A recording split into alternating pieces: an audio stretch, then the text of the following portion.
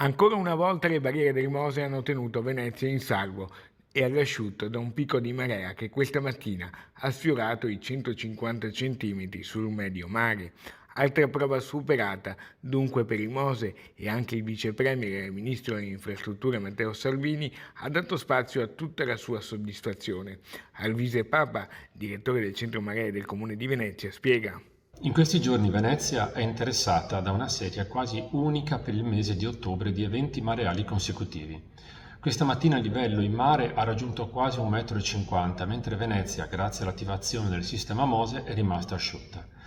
La sorpresa di molti concittadini però è stata notevole, visto che da diversi giorni la città è soggetta a venti da ovest che proprio per la loro direzione non favoriscono il fenomeno mareale. Ma allora che cosa sta accadendo?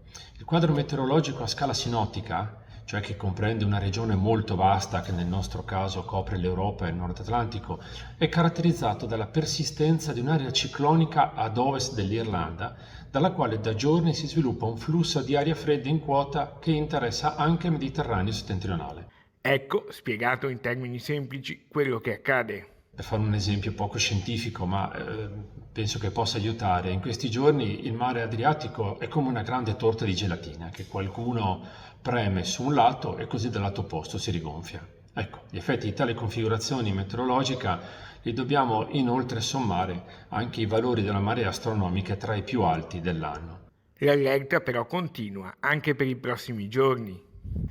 Ci dobbiamo aspettare ancora due eventi mareali residui, sabato mattina e domenica mattina, e poi il transito di un nuovo minimo depressionario lunedì potrebbe portare un nuovo evento mareale tra lunedì sera e martedì mattina.